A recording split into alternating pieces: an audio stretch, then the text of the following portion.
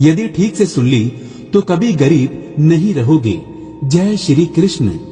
आज का प्रसंग यदि ठीक से समझ लिया तो मैं विश्वास दिलाता हूँ कि आप कभी भी गरीब नहीं रहोगे। महाभारत पुराण में एक कथा आती है कि एक बार माता लक्ष्मी बहुत सुंदर रूप धारण करके गायों के झुंड के पास पहुंची।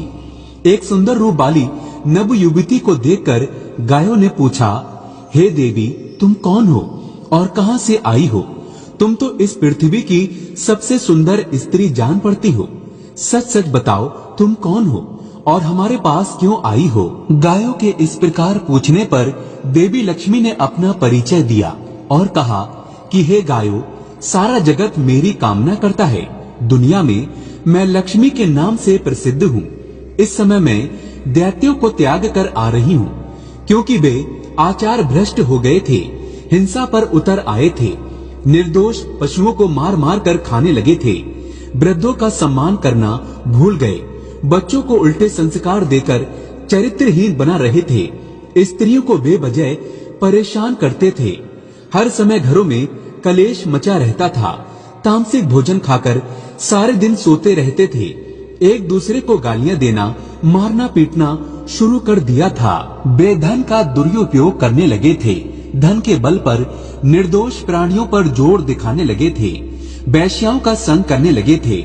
उनके इस प्रकार घिनौने और निंदनीय चरित्र को देख देख कर मुझसे रहा नहीं गया, इसलिए मैंने उनका त्याग कर दिया। मेरे त्याग करते ही सारे राक्षस नाश को प्राप्त हो गए। देवता लोग मेरे आश्रय में रहने के कारण आनंद भोग रहे हैं। जिस दिन देवता लोगों ने मेरा दुरुपयोग किया और आचार भ्रष्ट हुए, उस दिन मैं उन्हें भी छोड़कर चली जाऊंगी। लोग कहते हैं कि मैं चंचल हूँ, एक स्थान पर ज्यादा दिन तक ठहरती नहीं हूँ। ये उनकी गलत बात है।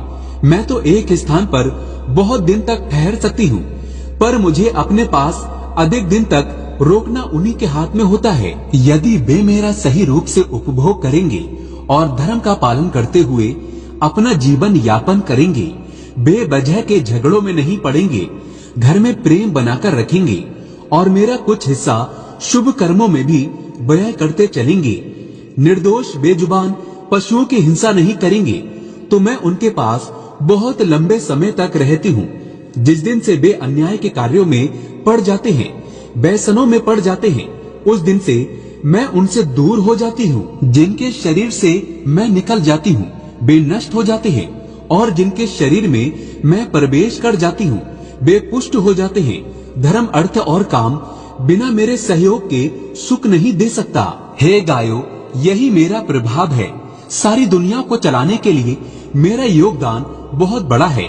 अब मैं तुम्हारे पास इसलिए आई हूँ कि मैं चाहती हूँ कि मैं तुम सबके शरीर में निवास करूँ। तुम लोग मेरा आश्रय पाकर भी शरीर संपन्न हो जाओ। लक्ष्मी देवी की बात सुनकर गायों ने कहा, हे देवी, आप कहीं और जाकर रहो, हमें तुम्हारी इच्छा नहीं है। तुम्हारा बहुतों के साथ एक साथ संबंध है। तुम पापियों के घर में भी रहती हो और धर्मात्माओं के भी, इसलिए तुम कहीं और जाकर रहो जहाँ तुम्हारी इच्छा हो। हमारा शरीर तो वैसे भी हष्ट पुष्ट और सुंदर है, हमें भला तुमसे क्या काम? तुमने हमसे जो इतनी बातचीत की, हम तो इसी से स्वयं को धन्य समझते हैं। दोस्तों, गायों के मना करने पर लक्ष्मी ने फिर कहा, हे गायों, मैं वो सती हूँ जो लोगों को बड़ी मुश्किल से मिलती है। लोग मुझे पाने के लिए लालायित होते हैं। इस संसार में शायद कोई बिरला ही हो जो मुझे ना पाना चाहता हो। मुझे पाने के लिए तो लोग दिन रात परिश्रम करते हैं, युद्ध करते हैं, चोरी तक करते हैं, एक दूसरे से छीनने का प्रयास भी करते हैं।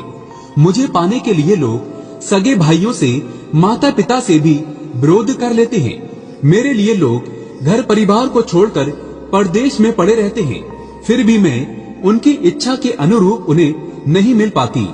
यहाँ तो मैं स्वयं चलकर आई हूँ और तुम हो कि मुझे ठुकरा रही हो।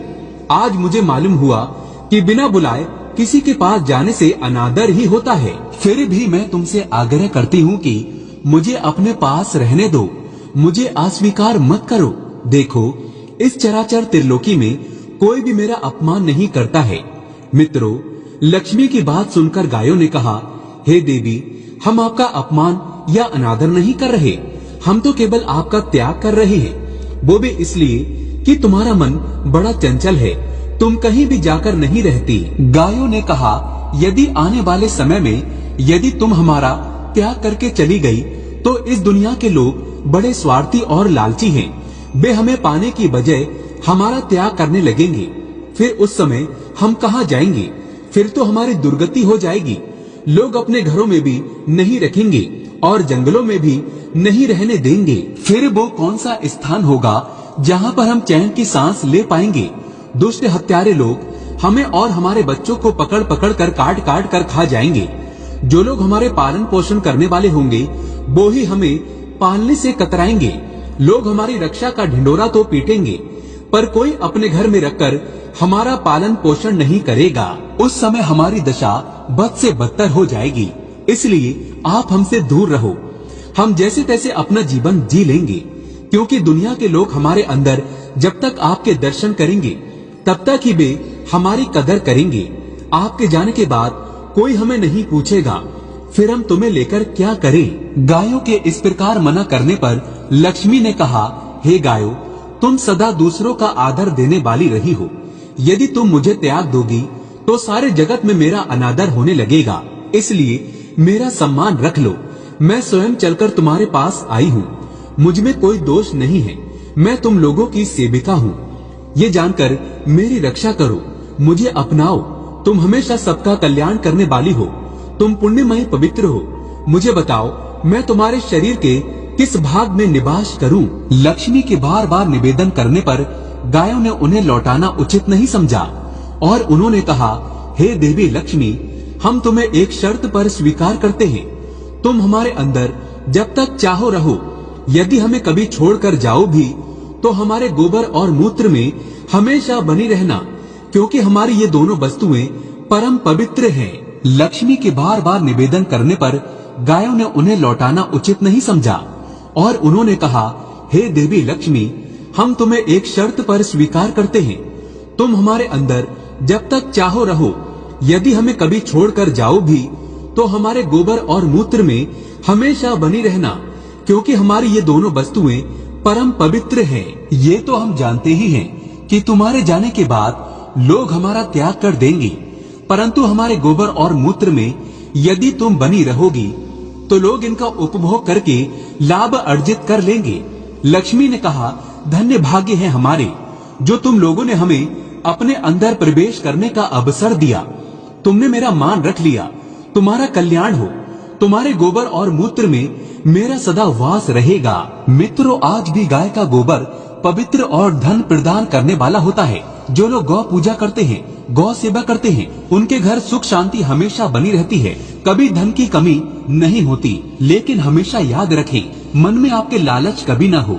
दोस्तों, अगर आप वाकई में माता लक्ष्मी को अपने घर पर बुलाना चाहते हैं तो कमेंट बॉक्स में लिखे, जय माता लक्ष्मी, जय गौ माता।